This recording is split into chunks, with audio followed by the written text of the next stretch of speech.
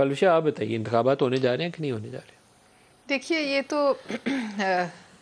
اب ایک اصولی طور پہ تو ہونے چاہیے، اور یہ آج جناب آصف زرداری صاحب نے کل جو ایک انٹرویو دیا تھا اس میں بھی کہا تھا ہمیں تو دیکھیے الیکشن آگے تو لڑنے تو ہیں، ایسا نہیں ہو سکتا کہ ہم ان سے بھاگ جائیں بوائیکاٹ کریں، یہ سبق تو ہم نے سیکھا ہوا ہے۔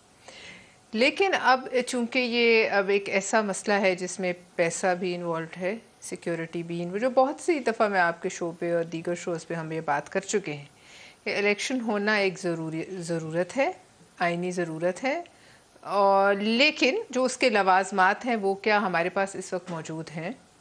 اور اگر وہ نہیں موجود تو ان کو ریز کرنے کا کوئی ذریعہ ہے۔ ان حالات میں جب جو ہے افواج نے رینجرز اور فوج دینے سے معذرت کی ہے، فائنانس کے پاس وہ پیسے نہیں ہیں، اسینشلز کے لیے پیسے ختم ہو رہے ہیں، آپ کی جوڈیشری نے لوور جوڈیشری نے آروز دینے سے منع کیا ہوا ہے، اور اس کے علاوہ ایک جو سیکیورٹی کی سچویشن ہے جس میں اسٹیٹ کی یہ بھی ذمہ داری ہے کہ ہر وہ امیدوار جو الیکشن لڑنے جائے وہ جان کی بازی ہار کے نہ آئے، وہ الیکشن کی بازی بے شک ہار جائے لیکن جان کی حفاظت جو ہے وہ اسٹیٹ کی ذمہ داری ہے۔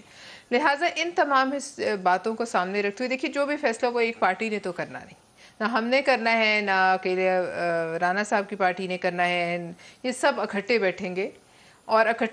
گے اور پھر الیکشن کمیشن پر ہے کہ وہ کیا فیصلہ کرتی ہے۔ ہماری تو ایک پولیٹیکل سوچ ہے، الیکشن کمیشن نے تو ابھی وہ 30 اپریل کی تاریخ صدر صاحب کو جو تجویز کی تھی وہ تو ہو چکی ہے۔ اب دیکھیے نا انہوں نے لکھنا بھی ہے نا، ان کو باقی کچھ چاہیے نا، الیکشن کرانے کے لیے کچھ چاہیے ہوتا ہے، تو جنہوں نے دینا ہے وہ پابند ہیں آئین کے تحت کہ ان کو دیکھیے دیں، وہ بالکل پابند ہیں، سیکیورٹی بھی دیں، پیسے بھی دیں۔ بالکل وہ ہیں، پھر جب ان کا جواب آئے گا تو یہ معاملہ سامنے آئے گا۔